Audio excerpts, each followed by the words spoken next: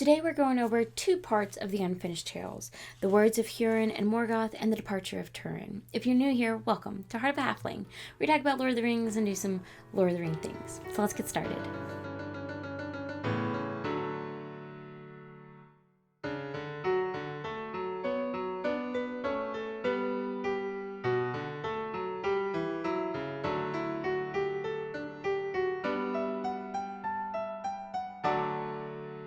So the words of Hurin and Morgoth begin with talking about the Battle of Unnumbered Tears, and that it just gives a real quick saying, hey, they're going off to war, and then there's a gap. So basically you are meant to go to the Silmarillion to get the rest of that story. And if you're interested in it, go check out this video or check out the whole playlist where we go through all of the Silmarillion. But most of this section actually involves afterwards when Hurin has now been captured and he's brought to Morgoth. And Morgoth is telling him that, hey, I won't torture you if you tell me where Gondolin is. And Hurin just kind of laughs at this because he says, one, I don't know where Gondolin is. And two, I don't trust you as far as I can throw you, basically. Like, even if I did know where it was and I told you where Gondolin is, you'd still torture and kill me. So what does it matter? And so Morgoth says, okay, well, fine. How about I go and torture, your family? And Hurin says, well, they don't know where Gondolin is either. So what good is that going to do you? And Morgoth implies that, like, I can affect their fate and doom their fate, and you're going to have to sit and watch the whole thing in hopes that this would be enough torture to convince Hurin to tell Morgoth where Gondolin is.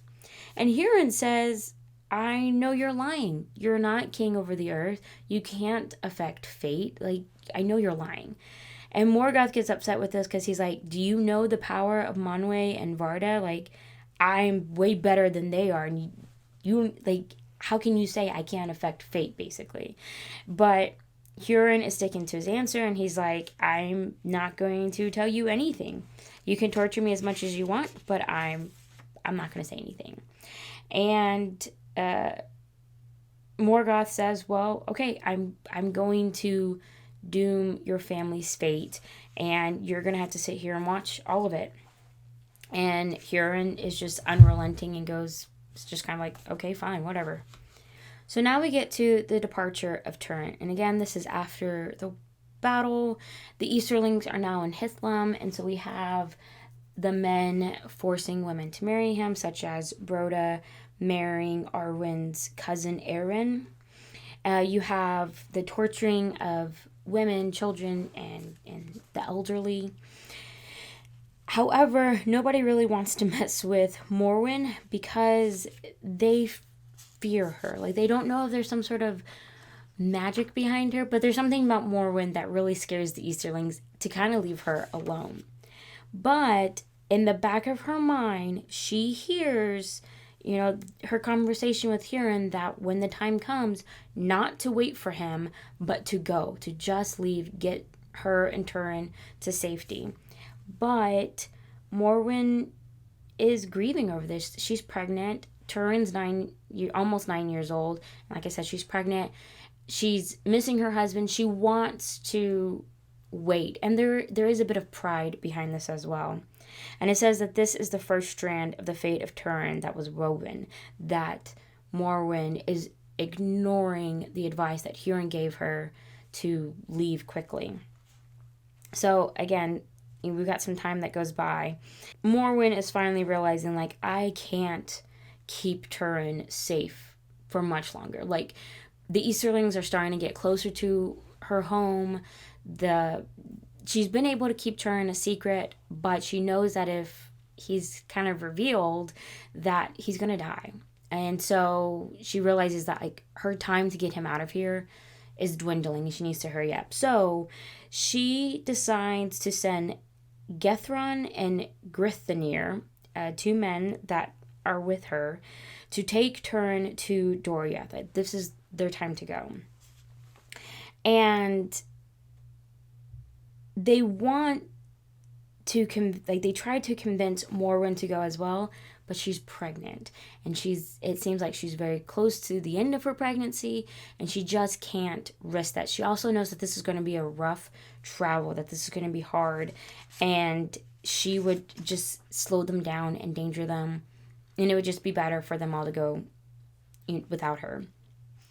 Turin wants Sador to go with them, and Sador kind of gives a similar explanation that he's crippled. He can't go. He would just slow them down and it wouldn't be safe. So Turin is finally sent to Doriath with the two men, and they get there, and it does say that they're lost in the woods, which is to be expected, but that Beleg actually finds them and hears what's happening, knows that this is the son of Hurin, and because of this guides them to Doria, to King Thingol and Queen Melian. And when they get there, Thingol and Melian are like, yeah, we will accept you, we'll take you in. And in fact, Thingol accepts Turin not just as like a guest, but as a foster son. Like, he accepts him as a son, which was highly unusual for elves, even more so with an elf fostering a man.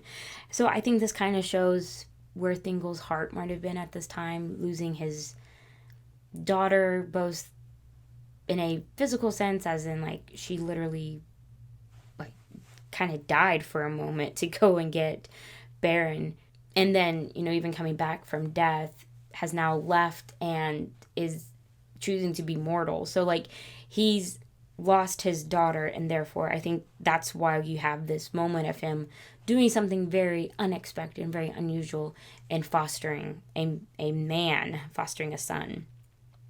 But he brings him in as his own, and once Turin is now in safety, Thingol sends messengers to Morwen, bearing rich gifts from Melian, and asking for Morwen to come with them to Thingol, to Doriath. However, Morwen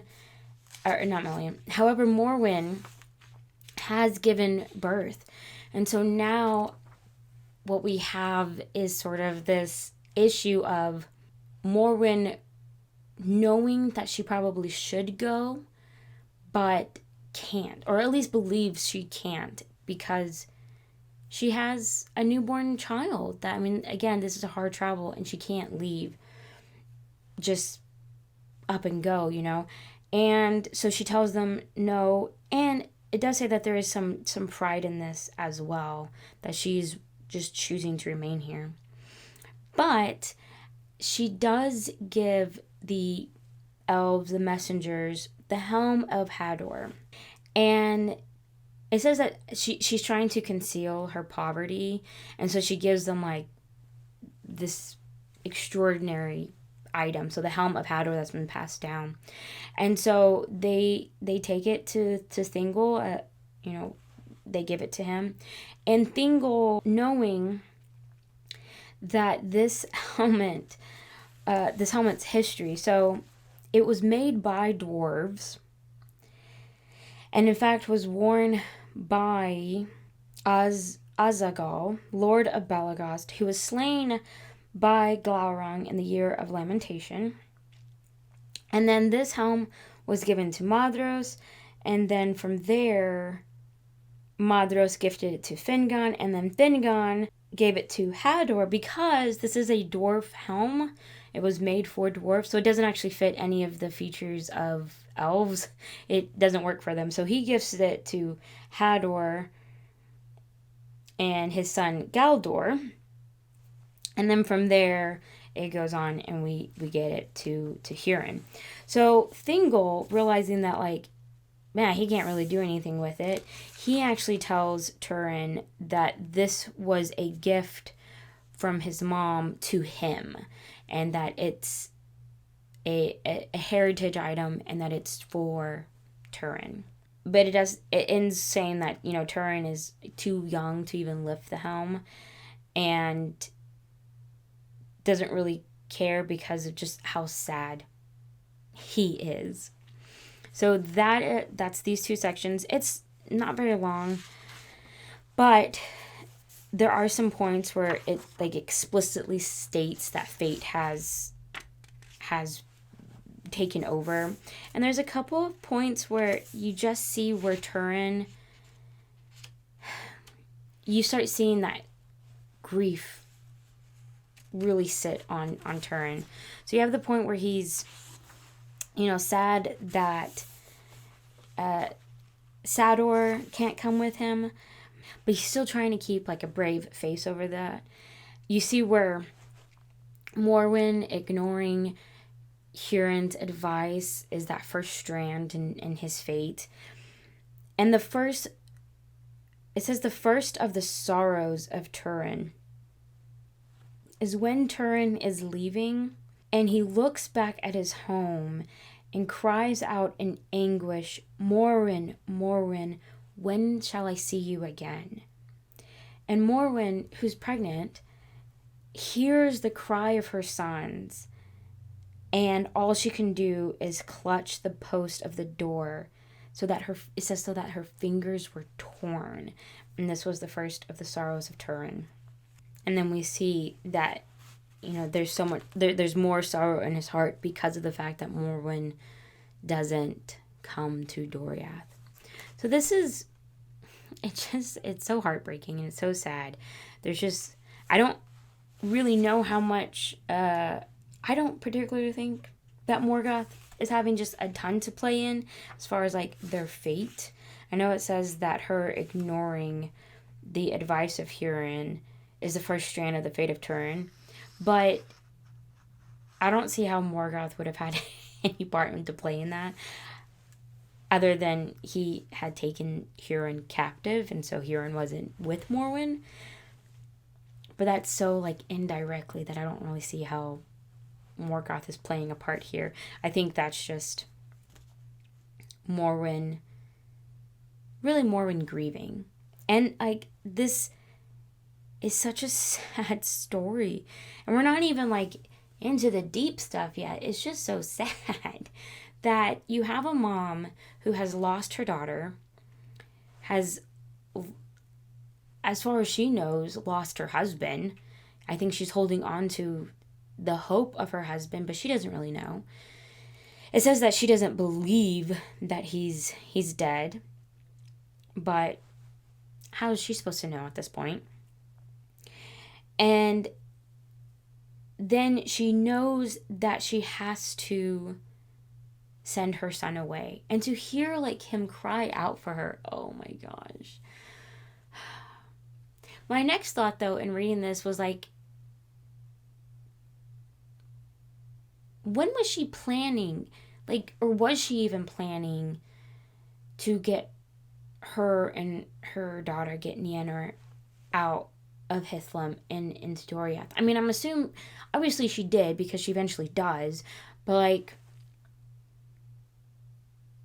could that journey have been made now? Or is her opinion or thought process that she can't make it to Doriath pregnant or with a newborn based slightly on maybe what small information she may have had about Rion and her pregnancy with Turin? Or with Tur? I don't know. Maybe not. Maybe that wouldn't have played too much effect on her because I don't know how much she would have known about that. Maybe just the fact that this was a hard journey was enough. Also, even though this would be her third child, being a mother of a newborn is kind of overwhelming just on its own, even if everything is going smoothly. So maybe that plays a part in why she chooses not to just go with the elves to Doriath. I don't know. It's hard. Like, when I went through the Silmarillion, I thought she was just very emotionally driven. But in reading this, it does feel like there is some logic behind what she's doing and her decisions. She's just in a really difficult place. And I think also like her hope that Hurin is still alive and will come to Hithlum plays a part. Because during their conversation on what to do with Turin, Morwen asks, like, will you come back? And Hurin says, I don't care, where you are in Beleriand, I'm going to seek you out. I'm going to find you. And so I'm kind of wondering if, like, part of her reason to stay in Hithlum is because Hurin's supposed to find her. And wouldn't it be easier to find her at home than to find her somewhere out in Beleriand? So I don't know. This is hard. Like, this is hard on Morwen. And then on Turin, who's being thrown into a situation with, like, a very childlike, minimal information behind it. Like, he knows why his mother's sending him away, but that's so hard. Like, he thinks his dad's dead. He's lost a sister that he loved dearly. He's losing a friend that he's always confided in, right? He can't speak to Sador anymore. And now he's being sent away from the only family member that he has, and then crying out to Morwen, when will I see you again? Just, oh my gosh. It's just so sad, and it's so hard to read. Anyways, so that's this story. We've got a long journey ahead of us with the tale of Turin.